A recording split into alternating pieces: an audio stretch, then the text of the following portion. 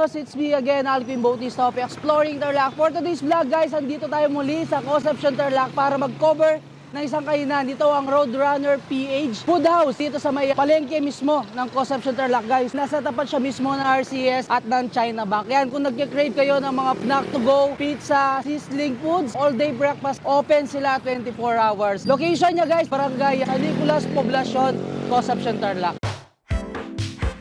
Hello Tarlaqueños! Ako po si Pat Jenison Dizon Marcelo, may-ari ng Roadrunner Pat Food House main brand. I-invite kayong pumunta dito. Open po kami ng 24 hours. Meron po kami mga available everyday menu, chicken inasal, sizzling, fries and drink, at pizza. Ito yung mga in-offer natin dito. Meron tayong pizza na 3 flavor. Meron tayong overload, Hawaiian, beef and mushroom. Tapos meron din tayong all-day breakfast dito. Meron tayong long silog, ham silog, hotdog silog, at saka siomay silog. Tapos meron din tayong available dito na inasal. Meron tayong pecho, barbecue, chicken legs, at lempo. Meron din tayong dito mga fries series. Meron tayong fish fillet, fries and nuggets, burger and fries, chicken and fries. Tapos meron din tayong dito mga chicken fillet, sisig, kare-kare bagnet, burger steak, fried lempo, fried pork chop, saka Hungarian.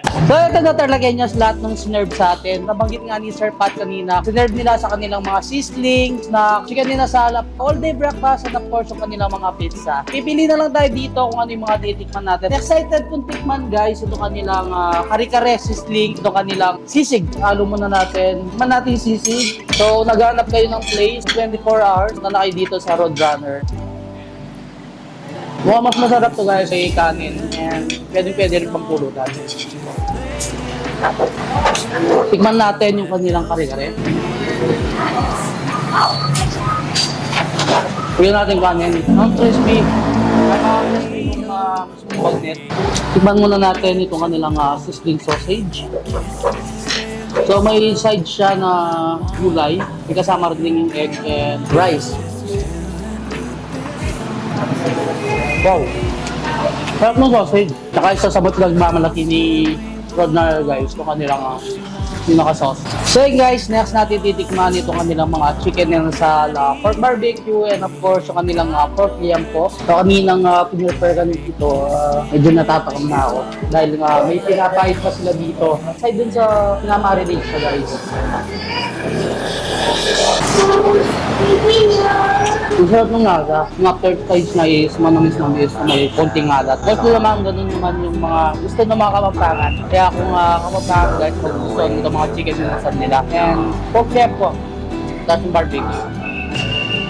Next na titikman natin guys kung kanilang chicken inasal. Isa sa pinagmamalaki ni Roadrunner Pat Food House. Napaka-tender and napaka-juicy ng kanilang chicken inasal.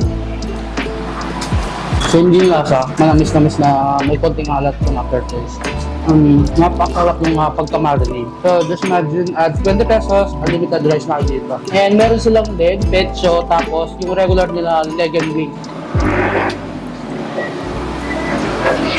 So yun guys, no, last natin titikman itong kanilang pizza. So titikman natin yung kanilang beef and mushroom. Meron silang 5 flavors nito. Kung nag-aantay ng mga affordable na pizza, na hindi magkakapit sa pizza. Ito na kayo dito guys sa Roadrunner Pat Food House. So may 3 silang sizes na in-offer dito. Yung kanilang 10 inches na 8 slices and 12 inches, 12 slices. And then yung kanilang 16 inches na 14 slices. Yung flavors nila, meron silang Hawaiian, pepperoni, yung overload, tapos ito ang beef and mushroom, tapos yung kanilang ham and cheese. So ayun guys, natikman na natin halos yung mga sinerve sa atin ni Roadrunner Pat Food House. Dito yung madaling-madali lang naman siyang hanapin from Town Plaza or Church ng Concepcion Tarlac. Nasa 2 to 3 minutes away lang naman kung lalakarin mo. Yun guys, hanggang dito na lang. Don't forget to subscribe, like, comment, and click the notification bell para updated kayo sa lahat ng videos ko. And of course, huwag niyo kalimutan i-share ang video to para malaman din ng mga taga-Concepcion and ibang Tarlaqueños natin dyan itong